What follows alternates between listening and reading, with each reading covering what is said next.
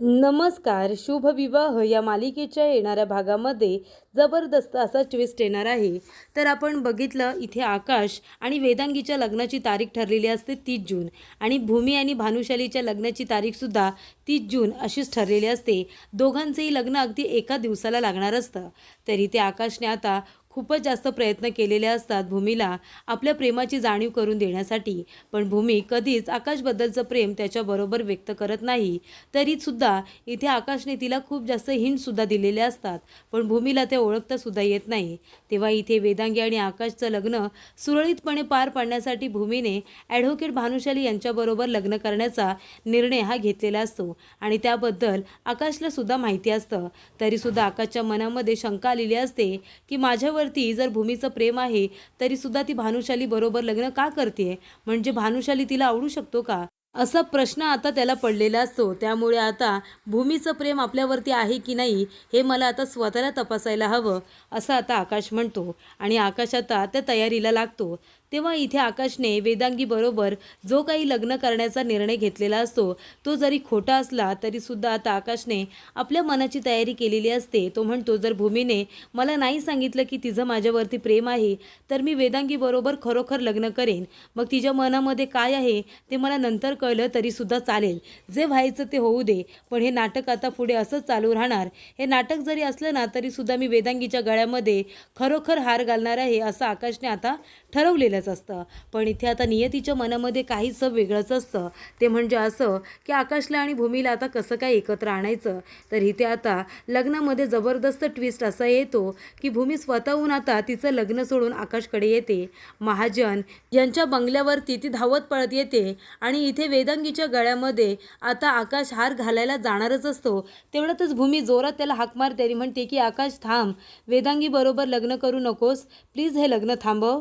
तेव्हा इथे आकाश आपल्या हातातला हार लगेचच खाली टाकून देतो आणि भूमीकडे धावत पळत येतो आणि तो म्हणतो की भूमी तू आलीस. तेव्हा इथे भूमी म्हणत असते की आकाश मी तुझ्यासाठी आले, मी भानुशाली बरोबर लग्न करत नाही आहे, माझं तुझ्यावरती प्रेम आहे, मला तुझ्याशी लग्न करायचं आहे. तेव्हा इथे आकाश म्हणतो की ह्या दिवसाची आणि ह्या क्षणाची मी आतुरतेने कितीतरी दिवस वाट बघत होतो आणि फायनली तो दिवस आज आला. तेव्हा इथे आकाश म्हणतो मी याच दिवसाची वाट बघत होतो की तू माझ्यावरच्या प्रेमाची मला कधी कबुली देशील. तेव्हा आकाश म्हणतो थोडासा उशीर केलास पण अगदी योग्य वेळेवरती आलीस.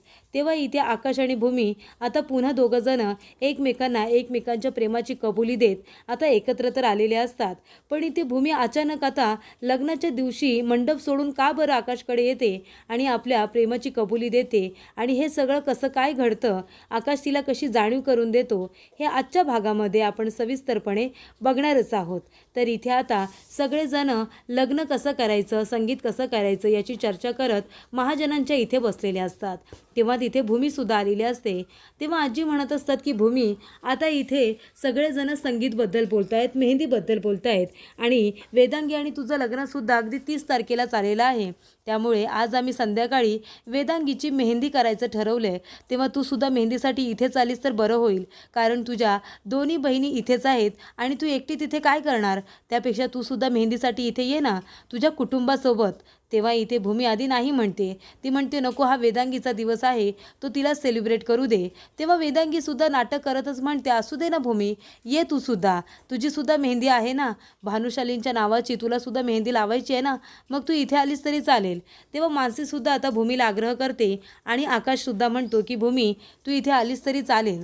तेव्हा इकडे भूमी म्हणते ठीक आहे, मेहंदीसाठी आणि संगीतसाठी मी इथे यायला तयार आहे. तेव्हा इथे भूमी येत असताना आता सगळ्यांनी इथे खूपच जास्त छान अशी तयारी केलेली असते. इथे गुलाबाच्या पाकळ्या आता भूमीच्या डोक्यावरती अंगावरती सगळेजण टाकतात. तेव्हा इथे भूमी म्हणत असते आज सगळी अशी तयारी काय बरं केली आहे. तेव्हा मानसी म्हणत असते कारण आता तू फक्त आमची बहीण म्हणून आणि ह्या घरातली एम्प्लॉई म्हणून तू येत नाही आहेस, तर आज तू इथे एक नवरी मुलगी म्हणूनच येतेस ना, कारण आज तुझीसुद्धा मेहंदी आहे. तेव्हा इथे आकाश आपल्या मनामध्ये म्हणत असतो की भूमी आज तू या घरामध्ये माझ्या बायकोच्या नात्याने आणि या घरच्या लक्ष्मीच्या नात्याने येत आहेस. तेव्हा आताचा गृहप्रवेश हा खूपच जास्त स्पेशल आहे. तेव्हा इथे भूमी घरामध्ये येणार ॲडव्होकेट भानुशालीसुद्धा मागून येतात आणि म्हणत असतात की भूमी अहो तुम्ही जरी नवरी मुलगी असलात तरी नवरदेव तुमच्यासोबतच हवा आहे ना, तुम्ही एकटी कशी तुमची मेहंदी पार पाडणार, मलासुद्धा तुमच्याबरोबर इथे यायलाच हवं आहे काय आकाश, बरोबर ना. तेव्हा आकाशला आता भानुशालीला बघून खूपच जास्त राग हा आलेला असतो.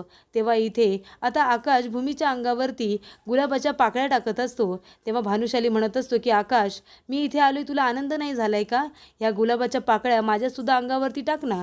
तेव्हा इथे आकाश भानुशालीच्या सुद्धा डोक्यावरती गुलाबाच्या पाकळ्या टाकतो आणि भूमीच्या सुद्धा, आणि आपल्या मनातल्या मनात म्हणतो की भूमी, तू माझी बायको आहेस आणि तू माझीच राहणार, तू याच घरामध्ये नवरी म्हणून येणार आहेस.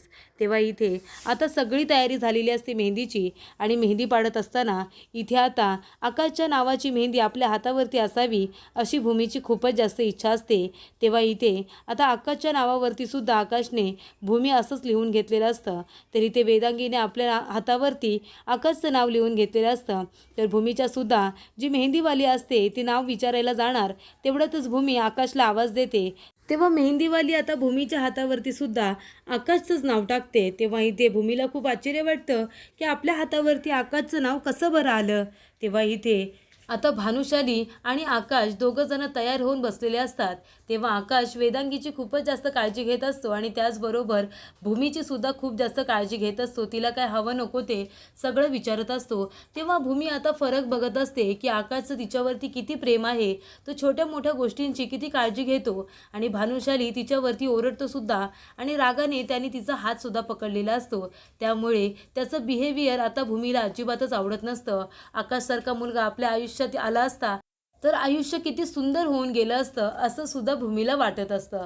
पण तरीसुद्धा भूमीला असं वाटत असतं की आकाशचा आनंद हा वेदांगीमध्ये आहे.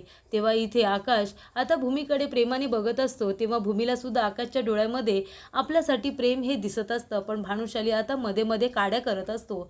त्यानंतर इथे माधव काका म्हणत असतात की भूमी बाळा, लग्नाची थोडी घाईच करतेस तू.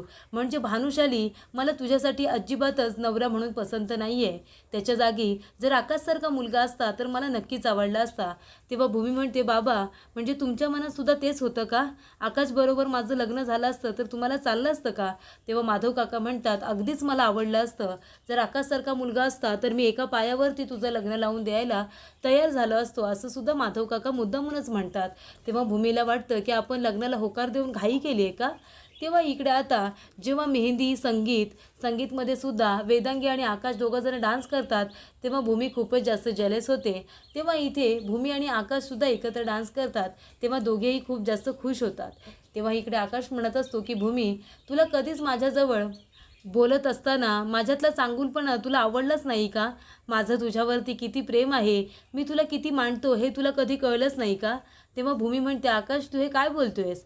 तेव्हा आकाश म्हणतो, मी खरं तेच सांगतोय भूमी, माझं तुझ्यावरती प्रेम होतं, तू मला खरंच खूप आवडत होतीस, आणि तरीसुद्धा तुला माझं प्रेम कधीच कळलं नाही. मी माझ्या वागण्यातून बोलण्यातून तुला खूपदा सांगण्याचा प्रयत्न केला की माझं तुझ्यावरती किती प्रेम आहे, पण मला असं वाटलं तू एकदा तरी मला म्हणशील की तुझंसुद्धा माझ्यावरती प्रेम आहे, पण तुझ्या वागण्यातून मला ते कधी दिसलंच नाही. तेव्हा भूमी म्हणते, आकाश असं काही नाही आहे अरे, आणि तू हे मला आता का सांगतोयस, आधी का नाही सांगितलंस? तेव्हा आकाश म्हणतो, पण आता वेळ निघून गेली, कारण आता माझं लग्न वेदांगी बरोबर ठरले आणि तुझं भानुशाली बरोबर. तेव्हा इथे भूमीला आता आकाशने डायरेक्टली सांगितलेलं असतं की त्याला सुद्धा भूमी किती आवडत होती. तेव्हा इथे आता आकाश भूमीला काहीसुद्धा बोलत नाही, तो सुद्धा वेदांगी बरोबर लग्नाला तयार होतो, कारण त्यावेळेला भानुशाली तिथे येतो आणि भूमीला आपल्याबरोबर घेऊन जातो. पण इथे आता भूमीला कळलेलं असतं की आकाशचं तिच्यावरती प्रेम आहे. तेव्हा इथे आता मानसी लग्नाच्या दिवशी आकाशला म्हणत असते की भाऊजी हे सगळं थांबवा, कशाला करते तुम्ही वेदांगी बरोबर लग्न?